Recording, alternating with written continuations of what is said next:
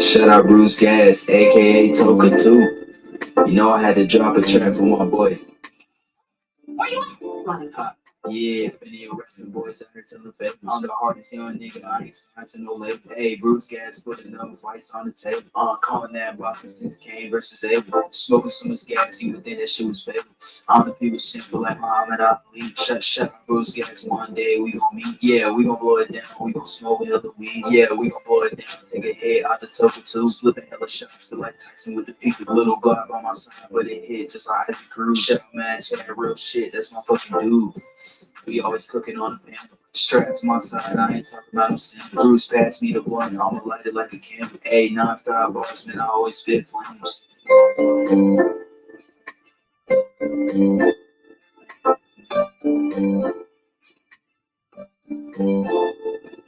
Feel like Bruce Gas always got a different strain. Bitch, you ain't like me, you can never feel my pain. You win and you lose, well, this the fight game. Don't beef on the net and the shit won't change. Said that on the stream, you gotta do it for the game. Said that on the stream, you gotta do it for the check.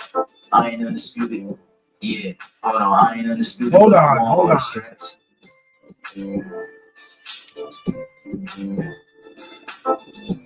I think the end is right about here. 1, 2, 3, 4. Here we go. Very, very quick ending. Shout out to everybody that came in here so far. Technique, Suzanne, Nordic Warrior. Appreciate you, man. Appreciate you cats in here. Anyway, man, I got my brother, the boxing aficionado, in here with me tonight, man. The manager of Michael the Bounty Hunter. And there's been a lot of noise going on about the Michael Hunter, the Big Baby Miller fight. Is it going to happen? Is it not going to happen, man? Don King has thrown a cease and desist, trying to get this fight stopped. I mean, there's a lot of baloney going on. Everybody wanted to see this fight, but anyway, man, without further ado, this is the manager of Mike the Bounty Hunter, my brother Miles Baily, the boxing aficionado. Miles, man, tell us what's going on in this crazy scene. Well, we working out the kinks. That's all, folks. Everything's getting ready to happen. It's on cue.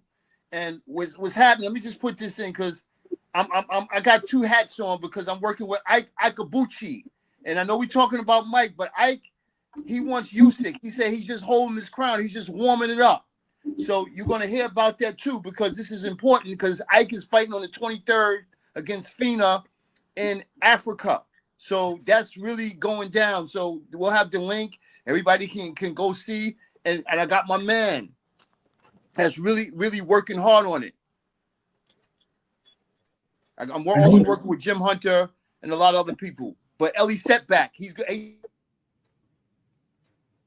Oh, your mic just went out. Say it again? No, your mic went out. It's back on again. No, because somebody was trying to call me. So okay. So, but again, we got Ellie. First of all, hey Bruce, what's the name of the show so I can tell the people that it's going to be? What's the name of this particular show?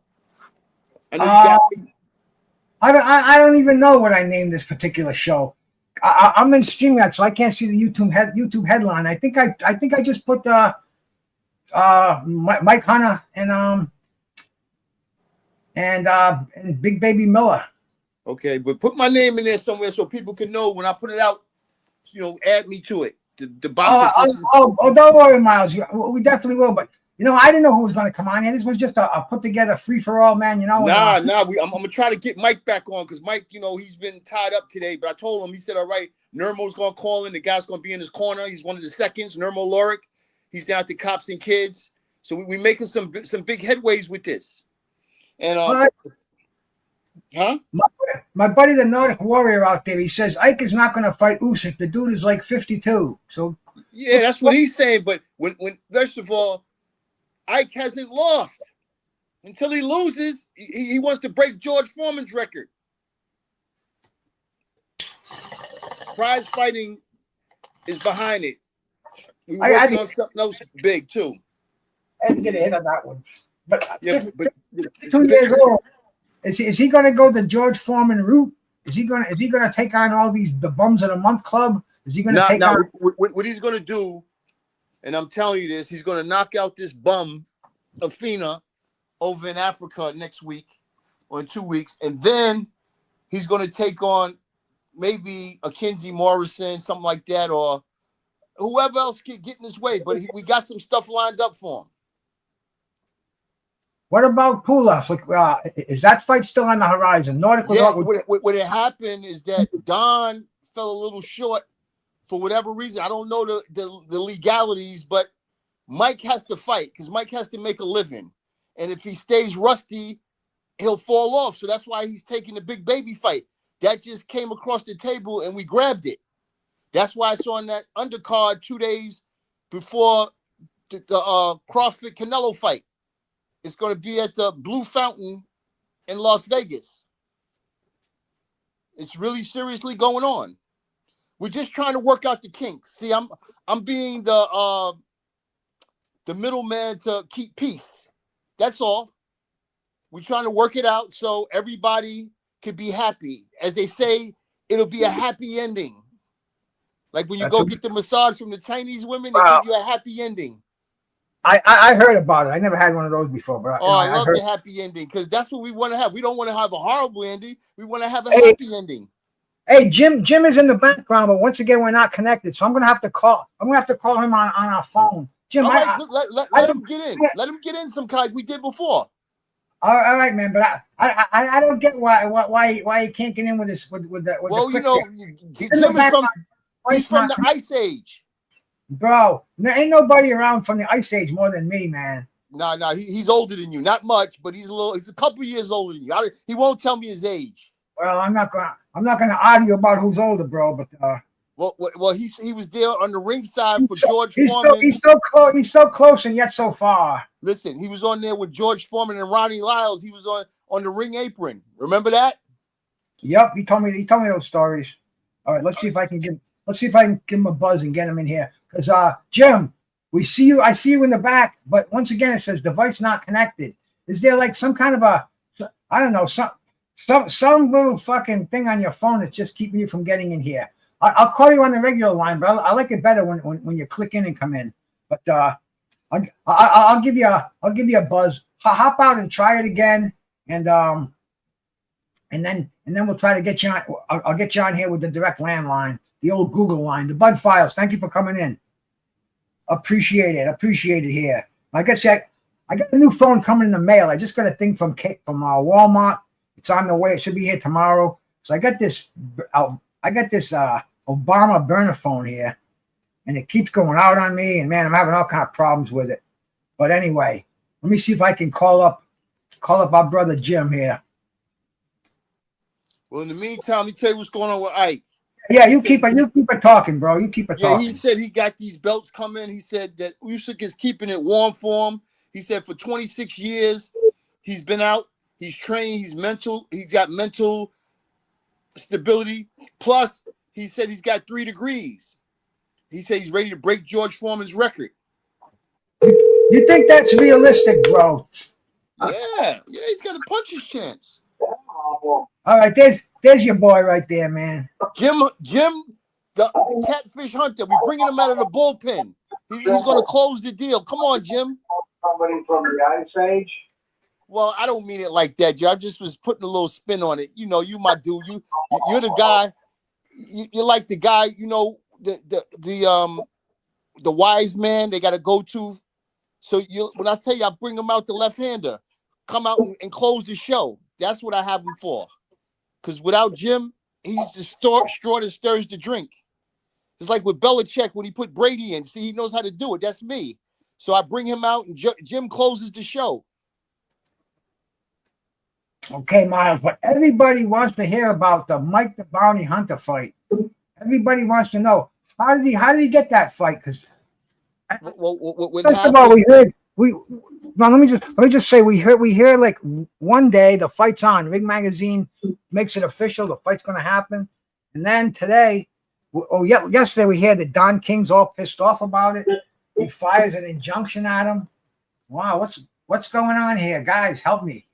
Well, I'll let Jim start it off, and I'll close on this one. Go ahead, Jim. Say your piece.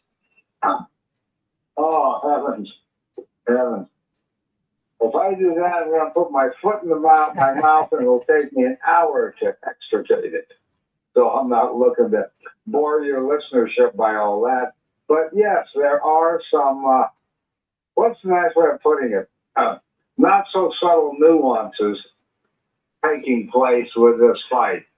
I mean, first it was Perla, and it was going to be on the 26th, and now it's going to be Miller on the 11th, and now, there's going to be an extension by the WBA until November. So it's hard to say exactly what it's going to be, who it's going to be, to figure out which action is going to keep them top. Miles, your thoughts on that, please? What's happening is that, to be real, and this is public knowledge, the fight was supposed to take place in May, and what happened was, it got kicked back because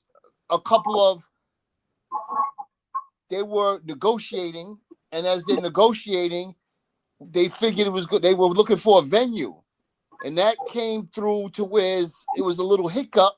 So then it started August.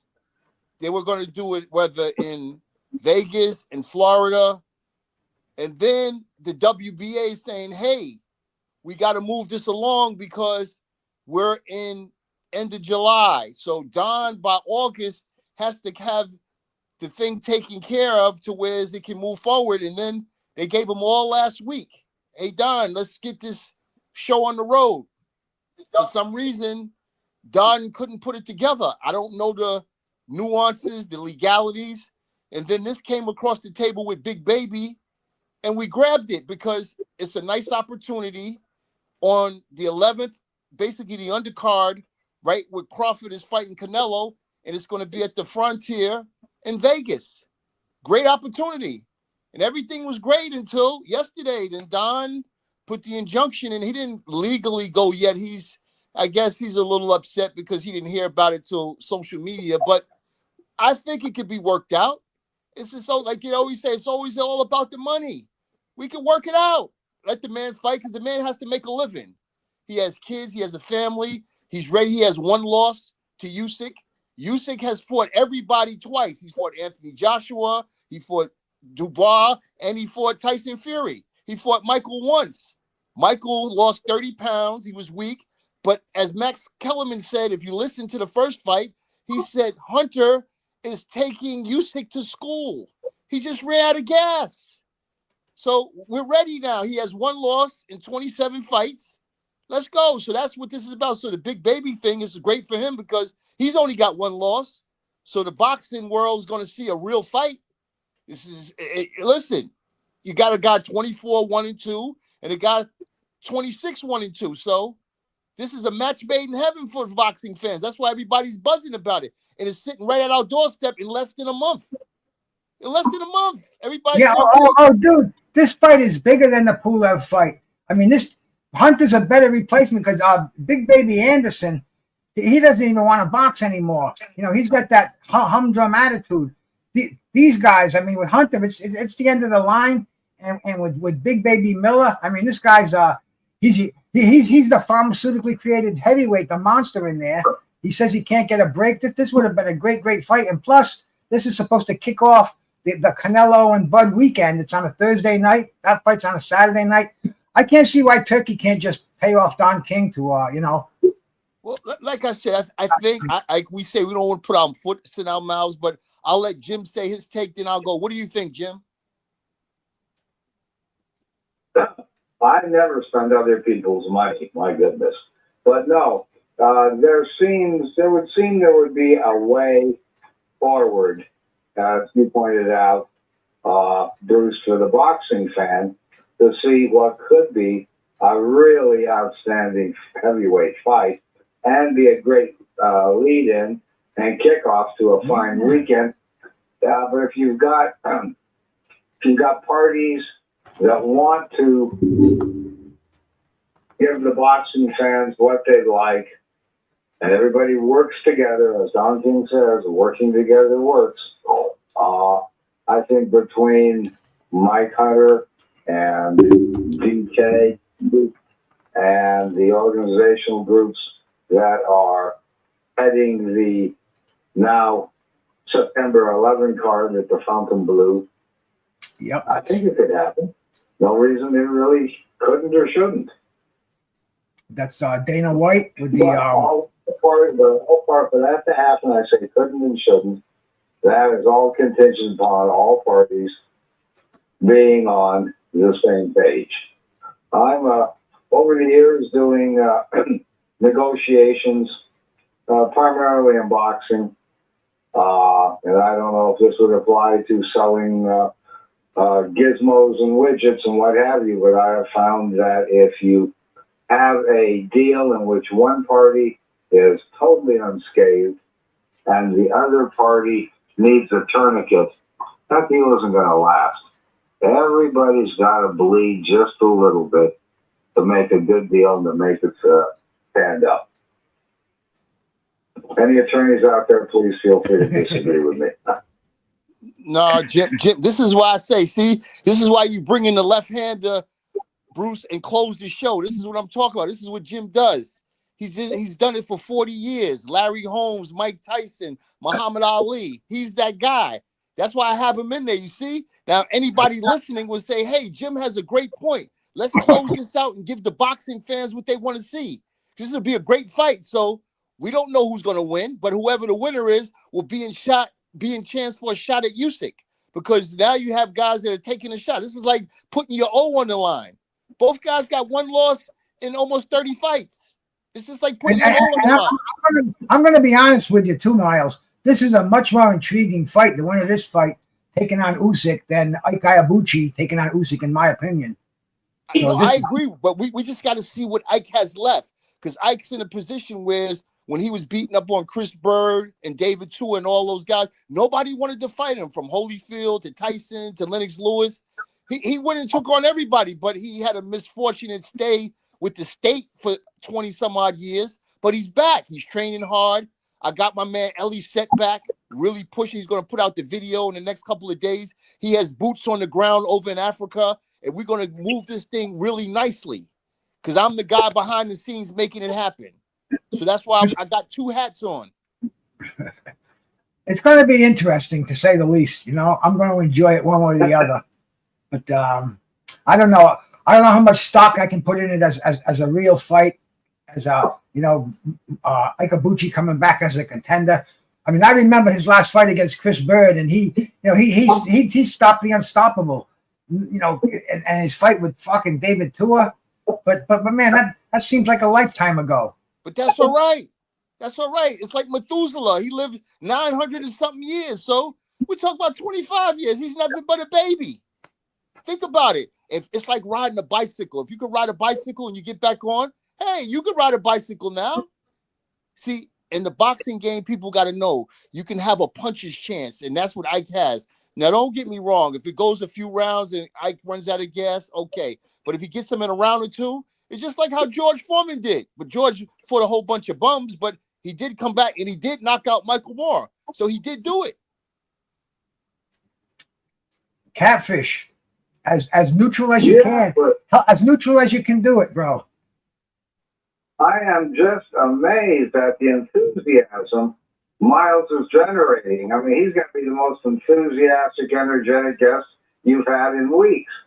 But let me clarify one thing amidst Miles' hyperbole. I never did business for and behalf of Muhammad Ali, because I'm way too young for that. I was in school when he was fighting Joe Frazier. So let's just make it clear that no, I didn't have anything. I was lucky enough to meet Muhammad Ali and spend considerable time with him. But, you know, the considerable being relative. But, so anyway, no, like I say, pardon me for the awkward segue. It's just a joy to hear people being disebulant. So. My brother Just Do out in the audience, man. Shout out to my man Just Do out there. Peace, brother. All right, man.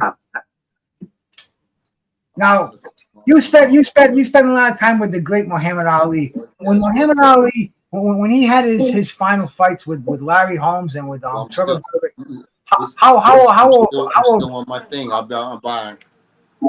Some crosstalk. Having trouble. Yeah, Miles, you heard something. All right, okay. Let me start that again. Getting back to Iwabuchi, to the old guy. Muhammad Ali, when he fought his last fights with Larry Holmes and with Trevor Berbick, how old was Muhammad when he was shot? He was 39. He was 39 going into that fight with Trevor Berbick. I don't think he was that old, Miles. I think he was younger than that. Trust me, he was born in 1942, and the fight was December 3rd, 1981. Do the math. He was going on 40 that January because his birthday is January the 17th. Well, Ali peaked at when he 40. He couldn't put a pair of gloves on. He was shot at 40. You're right. Muhammad Ali also had the. So what? Why can these fighters today fight into their 50s? Why do you think Iwabuchi? Do you think he's found the fountain of youth? I mean, Father Time, it waits for nobody, man. You know, I know the guy hasn't taken a beating or anything. He hasn't any injuries. Hasn't taken any punches in 16 years or 26 years. I'm sorry, but is it realistic? Yes and no, because he's 0 losses. That's the first thing. Until you lose, you don't know. And I'm not saying that he doesn't have anything left. We'll see in less than 2 weeks. That's the beauty of this. He has a puncher's chance. And if he hits anyone, they're usually gone because his record was 20-0 with 15 knockouts. So anytime you have more than a 50% ratio in knockouts, you're, to me, a good puncher. And he has close to 75% knockout ratio. Well, it's going to be fun, but I hope he doesn't get hurt, man. I don't think he's going to get hurt. I think if he doesn't have it, he'll run out of gas and he'll quit on the stool. But he was doing some good sparring, and the sparring is going to come up in the next couple of days. By Friday, Ellie Setback is going to have it all over the internet. And Ellie Setback has 1 million followers. Get me some clips of it so I can show them to. I want to get me 1 million followers. Oh yeah, I'm going to send it to you because Graham, how we doing, Graham? How we doing, Mad Chad? All right, man. Let me see. Ellie's gonna have boots on the ground, so he's on his way in the next couple of days to Africa, to the Congo, to make it happen. Is there any kind of undercard? Any kind of undercard on it, Matt Miles, or is it just going to be the main event? Yeah. They're going to have 2 or 3 small events. I mean, small from over there because it's over there. So if it was here, it'd be different. But we know Ike and Afina, and I think 2 or 3 fights because of the time difference. That's why. But I'll have all of that hopefully in the next 3 to 4 days. But the main thing, the show went on because he was first supposed to fight Danny, but Danny got thumbed in the eye. So he knows it's going to be it's going to be a tough sell, man. That fight's on at like 11 o'clock noontime in the East Coast. It's going to start at like 9 o'clock on the West Coast. Dude, it's going to be that's a tough for people to pay to watch that. Never mind get out of bed and watch it. To buy it as a pay-per-view, that's going to be hard. They can tape it or however long as they can get paid, they can tape it and watch it again. But it's all right because they'll see a legend coming back because once he wins this fight, Ike will be back. And Ike said that Usyk is only holding his title till he gets back. He's just keeping it warm. That's what I was told today. And that's why I sent you that long message, and you could read it off or put it on your page. And you sent it to my Obama phone. I told you I got that. All right. Well, I'll try to email it to you so you can put it back on the show and at least let the people know about it. But Ike says he's coming back for that title, and Usyk is going to be in a lot of trouble. The man has 3 degrees. He's mentally ready. He's physically ready, and he's going to beat him like he's a baby. Why don't you give him a buzz right now? Let's talk to him, man. He's over. You must have his number. I do, but he's in the Congo. It's a little late now. It's probably like 3, 4 in the morning. I'll have him on the next show. How's that? I promise you, I'll have him on the next show without a doubt. You know, because also I'm gonna have Ellie. Ellie's gonna send you the footage, and Ellie's working round the clock on this. Between now and Friday, I'll have that footage for you. But back to Michael Hunter, this is gonna be a great fight. This is going to launch either one of these guys into a better position and then force Usyk to make a stand. That's what is just going to happen because this is great for boxing. This is what people always wanted. They don't want to see the guys fight guys 3-9, 2-6. They want to see competitive fights. And this is a competitive fight. The bounty hunter fight with Miller, everybody's got their eyes on that. But the Iwabuchi fight, that's going to be a tough sell. That's going to be a tough sell, bro. No, Shout out to Peter Von. No, I agree with you, Bruce. I'm not arguing that point. It's just that once Ike knocks the ring rust off, Ike is in serious peak shape now. As my man would say, he's a dangerous MF. Right, JH? Right, Mr. Hunter?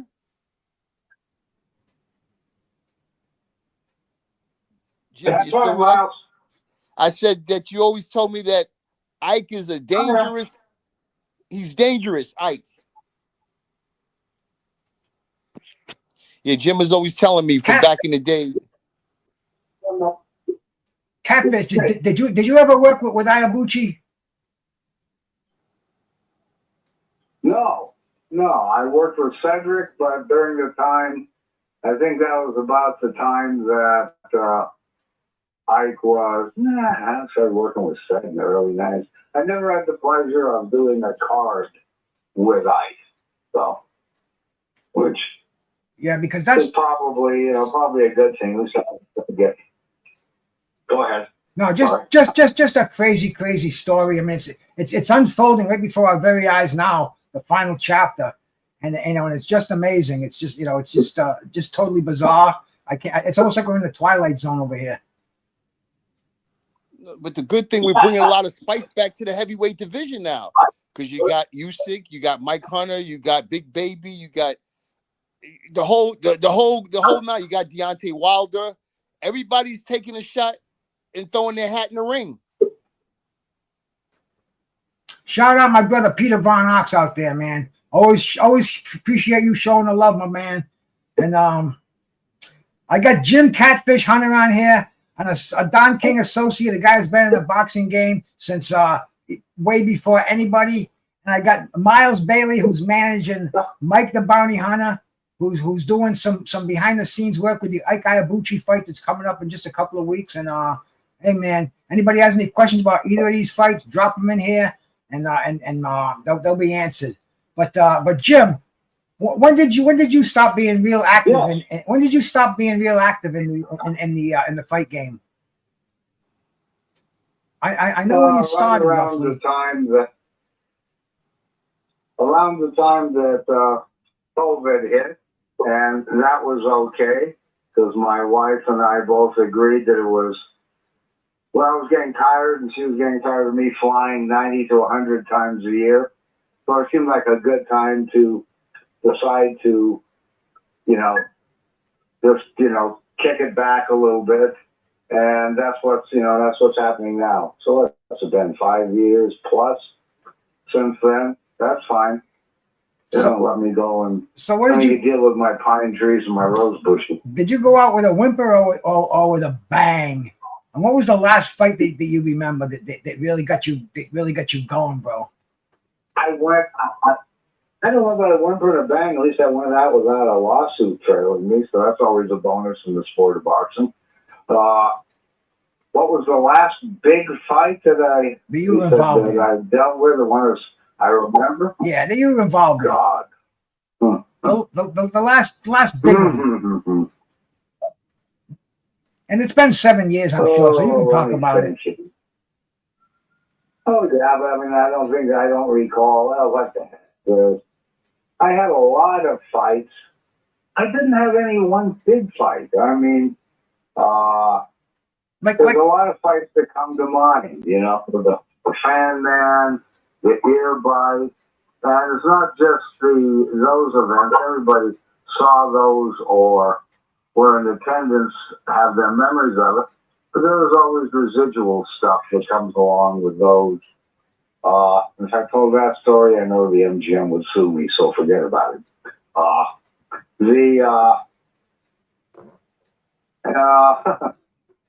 fights I did down on the border and down by Brownsville and McAllen and Metamorphosis. Those were always logistical challenges. Is probably the best way to put it, because there were a couple of business factions on the Mexican side that wanted to see this fight, which featured two Hispanic boxers. And they didn't get along too well, but they all wanted to see the fight. So, front row of one side was one business faction. Front row of the other side was another business faction, and my job was to make sure they were all happy. So I'm walking around, talking to the media. You guys cool? Yeah, we're cool. Come over there. Or the designated check-in guy. Everything good? Everything's good. Do it on the other side. Everything's good. And everybody was new. The crew knew. Everybody really wanted to be the heck out of there by an hour after the card was over. Not necessarily the main event, but the card. Because after that, the word was, it was business as usual for the two business factions, if you get my drift. So, wanted to clear the building. All right. Well, Well, I got a couple of things to say, Bruce. I don't want to miss about it.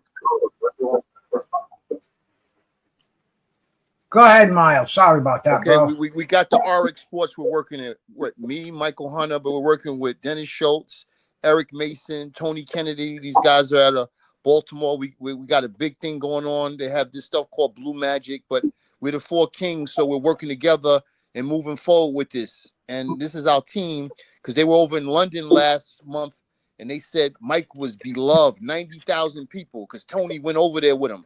So this is real stuff. So that's where we're probably going to go to Wembley or to Saudi.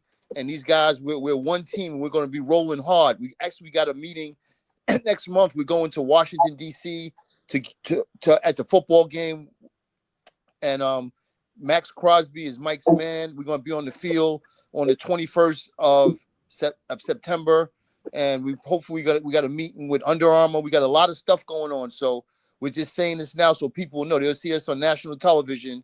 And the Four Kings, Dennis Schultz, Eric Mason, and Tony Kennedy. Of course, me. I'm the guy that I'm the straw that stirs the drink that keeps everybody together. So, yeah, they were out in England. Like they said, Mike was beloved out there. Did a lot of interviews. He talked about it. So he just wants to fight. That's all. He wants his chance. And we want to see that too, man. Shout out to my brother De Niro. Shout out to Alonzo, Mad Chad. Appreciate you cats bopping in here, man. Any questions about Mike the Bounty Hunter? I got his manager in here, and I got a true boxing historian who worked with Don King for many, many years. He just told you, man, 900 flights. Come on. Any questions you want to ask, man, just put them in the chat. And with Miles especially, man, You are making me old. Boxing historian, never been called that. That makes me sound ancient. Well, I get called it too. I get called it too, and I tell them I ain't no historian, man. I'm just a guy that's been around and just paid attention to the game. But oh no, you are. So I'm not gonna argue. And I kind of talking to you. You humble me with your experience for one thing, and your knowledge and your articulation, bro. If that ain't a historian, I don't know what is, man. So that's why we bring him out of the bullpen. Eddie Brenner is a historian as well as a matchmaker. Murray Goodman was a historian as well as a PR man.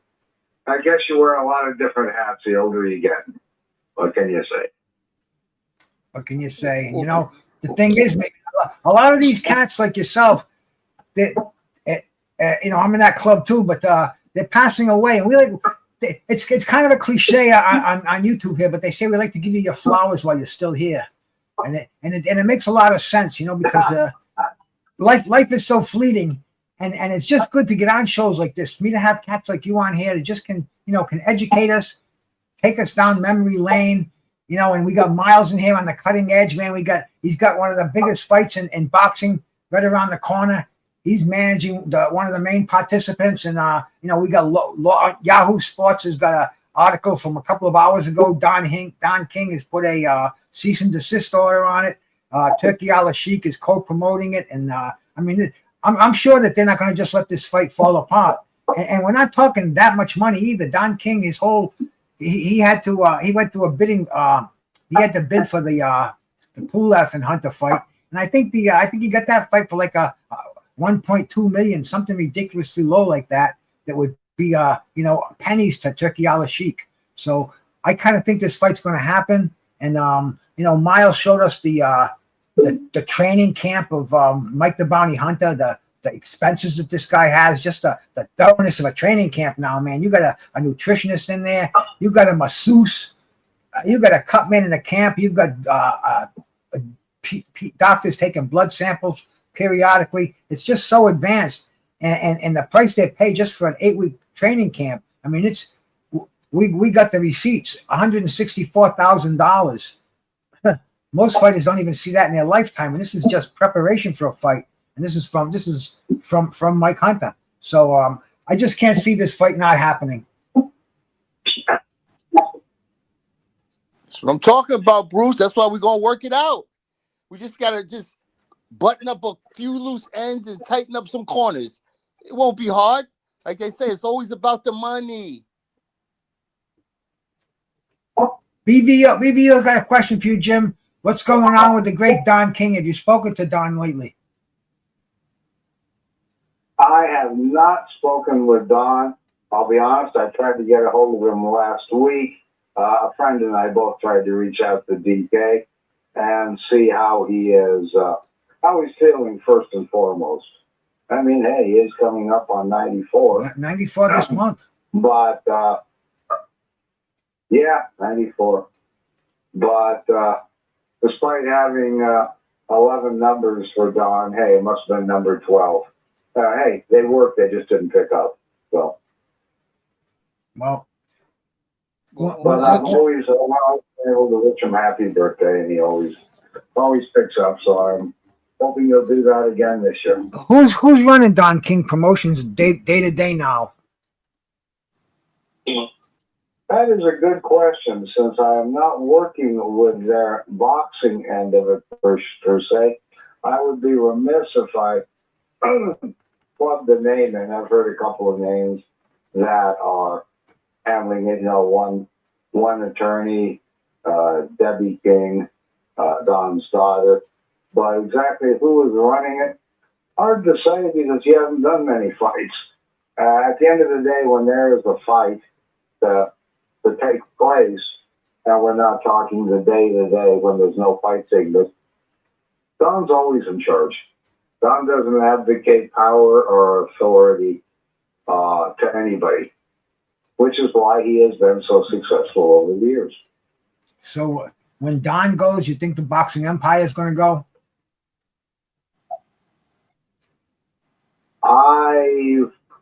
I wouldn't answer that because I don't want to consider what happens if Don, when Don moves on, what's going to happen.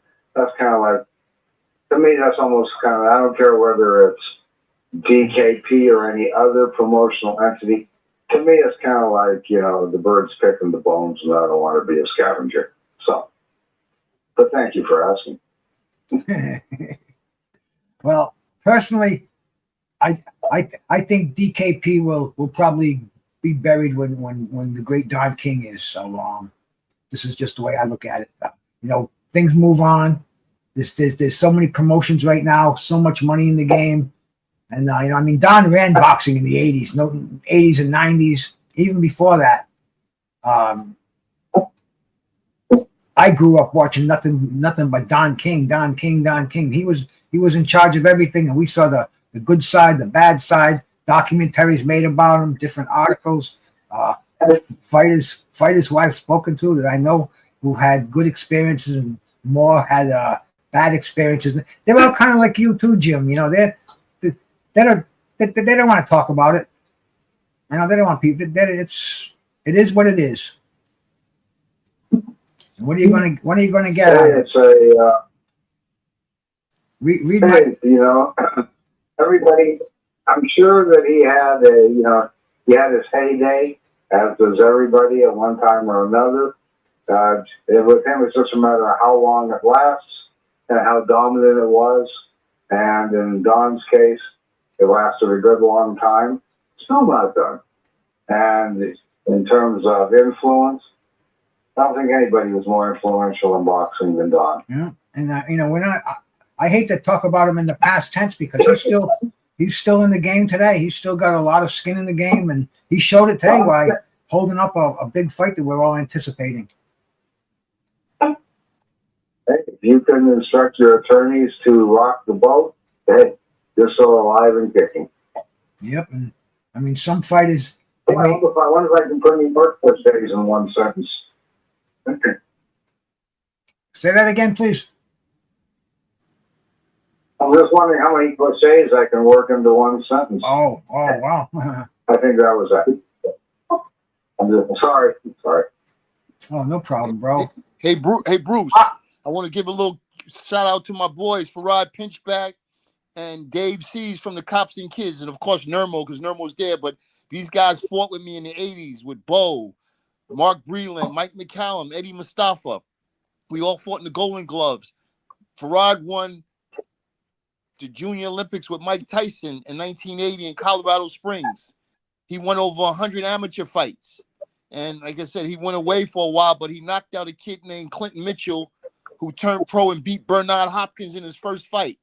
Farad would have been talked about to this day if he didn't have that little hiccup with his life. But he was a great fighter.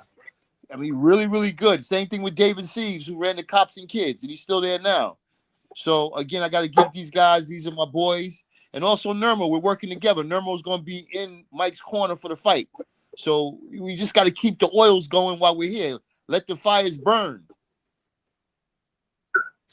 I was watching a show yesterday, one of my bros on YouTube, and they had Johnny Rice on there, the heavyweight, and he's living in Vegas, and he's sparring with Mike Hunter, and he spoke really highly of him. I was just listening to it. I wasn't participating like we are. I was in the chat listening to it, and this is another guy, Miles. I think I think you might be have some interest in hooking up with him, man. He's a heavyweight. He knocked out a guy named Guido Vanelli. He was an undefeated Italian prospect, and then he got disillusioned. He beat Michael Coffey. He beat this guy Vanelli, and so he just kind of got disillusioned, and he took a 9-5. But he's back in the gym again. He's in Vegas, and he's tight with Mike Hunter. So his name is Jonathan Rice. So might be might help both of you, Miles. Are you hooking up with him? Okay, I'll take that note and I'll move forward with that. I'll talk to Mike in a little while. I'll ask him what's the skinny on it. No problem, because we want to keep this game going, Bruce. Absolutely. As you say, life is so fleeting, and at any time the lights can go out. You see how we lost all the greats. Tommy Brooks used to train us. Matthew Sy, Dwight Quabbott, Muhammad Kwawi, he checked out. Don Emblem, he checked out. Everybody's checking out, so we don't want to check out yet. And those two Japanese boxers that died too, just after fights, just this last week. I mean, it's a tough game that we're playing over here. It's a dangerous game, and man, we're having the old boxers are dying. Dwight Mohammed Kwawi, I loved watching that guy. That guy was just so interesting to watch. And then even like Don Elbaum, worked with Don King. You must have a lot of Don Elbaum stories, Jim. A few, not as many as the other ones. I did work with Don, but not that on that many occasions, frankly. So, but he was a venerated veteran of our sport, indeed. And Tommy Brooks, I know my sister J. Marie Moore. She was all shook up because she grew up with Tommy Brooks. He lived in her house with the family, and she was all all shook up with that. So it's Yeah, been a tough time for that's Archie Moore's daughter. So you know, let's give her a shout out. Jean Marie, yeah, that's Archie Moore's daughter. Did you know that, Bruce? Did I know? Oh, yeah, I know Jean Marie for a bit, man. No, but I've had her on the show. Do you remember H and Of course I know. Yeah, but we got to put that in because people don't probably know her, but they know her dad, so they can make the correlation and understand how deep this goes. That's why I said it. I know you know, but I want the listeners to know. And speaking of fighters who made greatness after freaking 35 years old, Archie Moore. You know, he was winning. He was 40 minutes heavyweight. Damn, he was. Yeah, he fought Ali. He fought Ali in his last fight. He was really 52. Ali said he's old enough to be my granddaddy. Yep. I mean, he fought Marciano, Ali. Just an amazing career. And, you know, we had the pleasure to have his daughter on here. And she's a great fan of boxing. Just a really nice person. And, you know, she called me up when that happened. She was really shooken up. And Tommy Brooks, man, just you know, and all these cats are like born right around the time I was born too. So I have to pay him homage from the old high school class of '72. You know.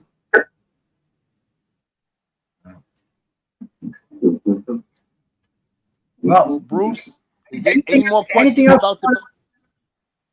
Is there any more questions about the bounty hunter? Because we should have some news within the next 24 to 48 hours. But it's looking really good, fans.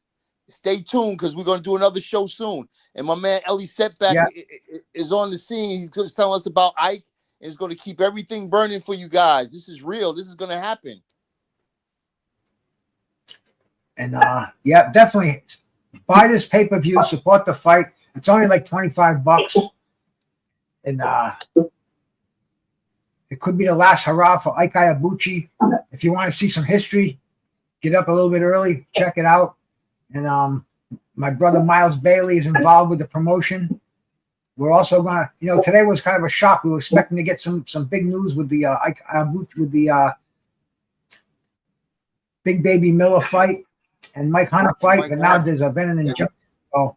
So we gotta see what's going on here, man. I appreciate my buddy Catfish Hunter coming in here and Miles Baily coming on here, and anybody else who came in here, and what else? Anything else?